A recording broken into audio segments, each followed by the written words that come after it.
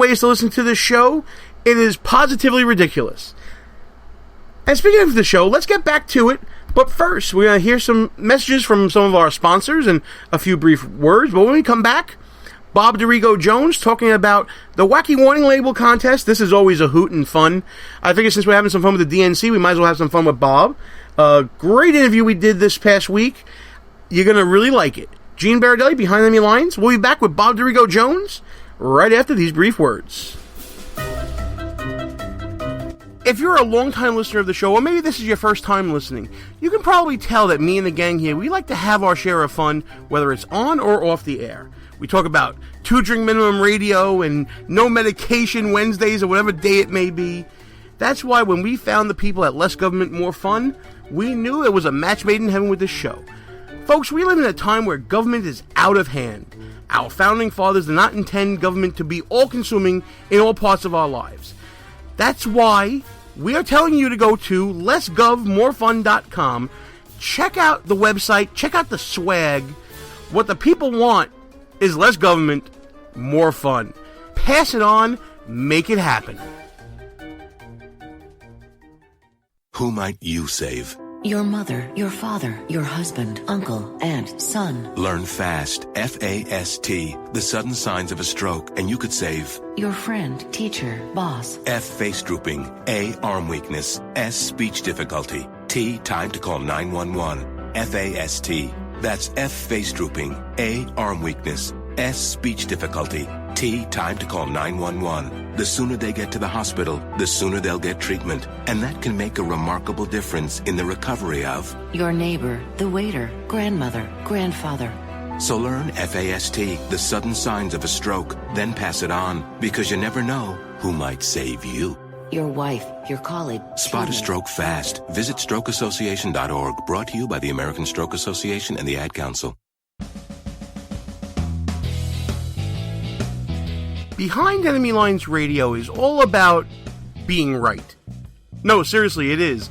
If you ever listen to Russ Gallo or me go back and forth on some issue, we always want to make sure that we remember who said what and when we said it. That's why we go to goonrecord.com. It's a brand new social media website. Challenge people on what they believe, whether it's in politics, sports, entertainment, finance, whatever. There's a category for you at goonrecord.com. Check it out right now. Tell us, what do you stand for? It's time for you to go on record. Behind Enemy Lines. Back on the air. Gene Berardelli back behind Enemy Lines. You know, folks, I don't know why I do this to myself, but every year, or, twice or 3 times a year sometimes, I always invite back my friend Bob Dorigo Jones just so he can bash me for my chosen profession. Bob, of course, the purveyor of the Wacky Warning Labels contest that you see on Stossel every year from the Center for America, and has his own weekly radio show. And again, I don't know why I'm plugging the competition, but here I am with Bob. Bob, how you doing, pal? Hey, I'm doing great. Nice to be back on your show, and I'd never bash you, Gene. We have a lot of friends who are lawyers, and 90%, who knows, 95, 99% of lawyers are out there doing great work, but it's the ones that file lawsuits, like the lawsuit that leads to a warning label on a wood router that says, do not use as a dental drill, that we need to get out of the system because it leads to the warning labels that we see in our contest every year. Yeah, well, that one is definitely bad. It must be Russell, my co-host that usually does this with us, that keeps bashing me. That must be my memory faults there. Anyways, so listen, this not only is the Wacky Warning Labels contest a staple on Stossel every year, and of course, mentioned annually on this show, but it looks like you hit the big time because one of your labels apparently made it into a major motion picture. Why don't you tell everybody about that? Yeah, it's really funny. We started getting calls from people saying, have you seen the new Finding Dory movie? And I said, no, what's going on? And they said, well, there's a scene in the movie where there's a baby stroller, and there's a warning on it saying, remove child before folding. And the funny thing is that was the title of our book about funny warning labels 10 years ago. It was called, and by the way, it's in reference to a stroller that is one of these umbrella strollers that you can fold up and throw in the backseat of your car. And right around the time that won our contest, Time Warner Books called and said, we've been hearing you talk about this, let's do a book about it. So book about the 101 stupidest, silliest, and wackiest warning labels in America. And, of course, that list has grown beyond 101. I see the winner for this year also references a major motion picture franchise, also owned by Disney, and I couldn't believe it when I saw what won. Tell everybody who won this year in case they missed Stossel. Yeah, this was a good one, and it's funny, in all the years we've done this, and we're entering our 20th year now, we've never had anything from Star Wars, and you're the first person that drew the parallel between two of the best ones we've ever had coming from Disney-themed movies, or Disney-owned properties, I guess now. But the warning label was found on a Star Wars lightsaber, and it says, "Warning for accessory use only, not to be used as a battle device." Okay. I couldn't, but in some way you can imagine some kid swinging it around and, making the sound like they always do. I wonder what they meant by the term battle device. Like, do you think that they actually thought someone would use it in a way to actually fight someone, like, for real? I mean, what is that all about? Battle device. We have seen so many crazy lawsuits. I can just envision a couple of college kids getting a little tipsy at a party and pulling out the lightsabers and going to town on each other. You just never know.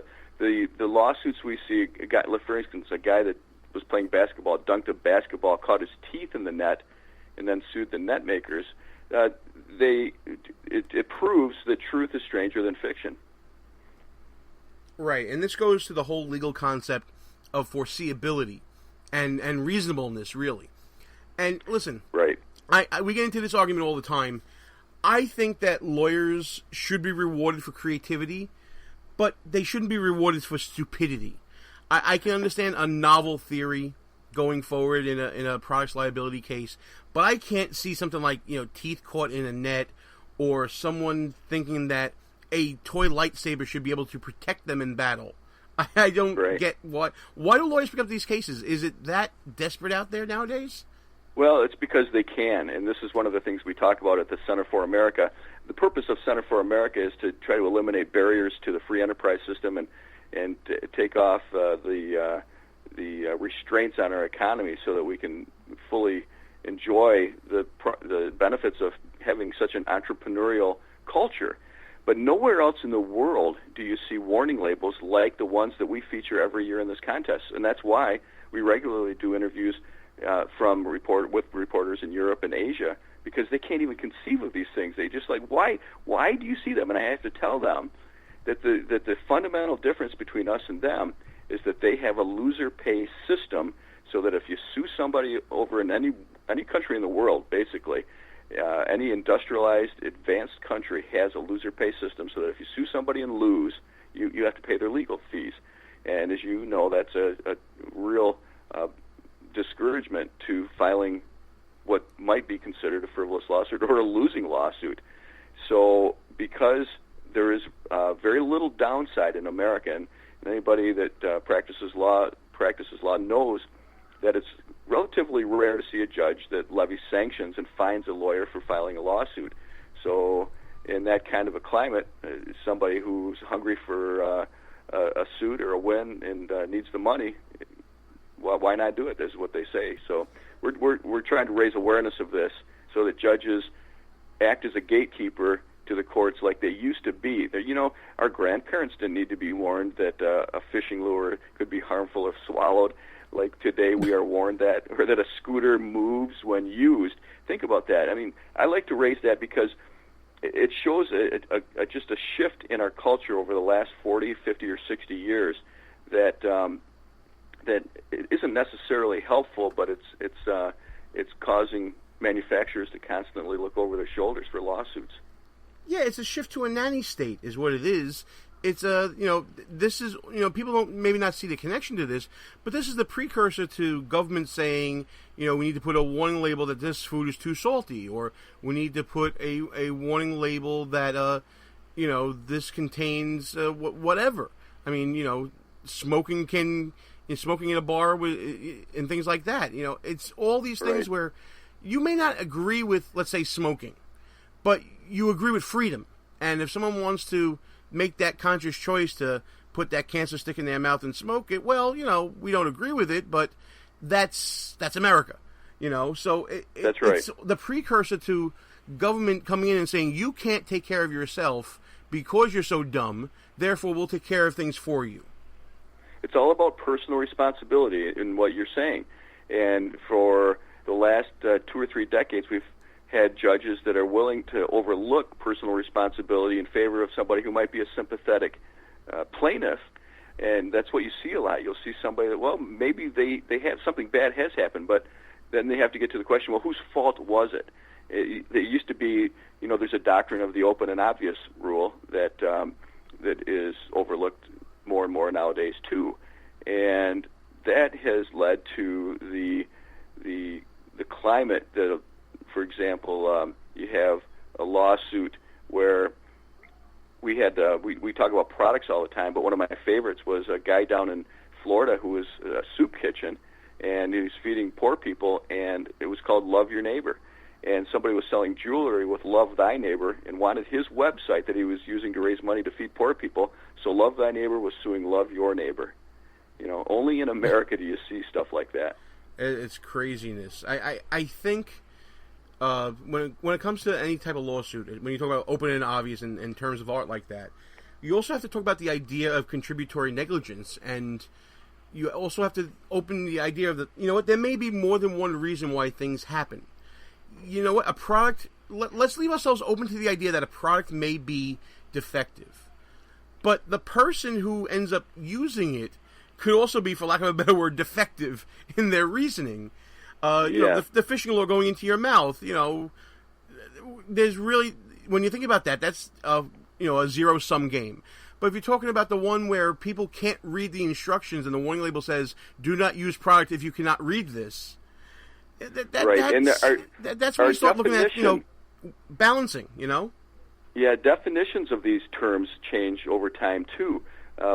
Something that might have been considered defective or not considered defective in the 50s, 60s, 70s, all of a sudden becomes defective. I'll give you an example. You may know I do a weekly radio commentary called Let's Be Fair, where we tell a little story about how America is changing because we live in the most lawsuit-happy society on earth. And we talked about the company that made the gas cans that literally fueled the Allied victory over the Nazi forces back in the World War II. That company that provided the gas cans that fueled the cars and the tanks and so on was put out of business because somebody was, more than one occasion, there were 2 or 3 occasions where somebody's making a fire, used a gas can to pour gas on the fire as it was burning, and bad things happen when you do that.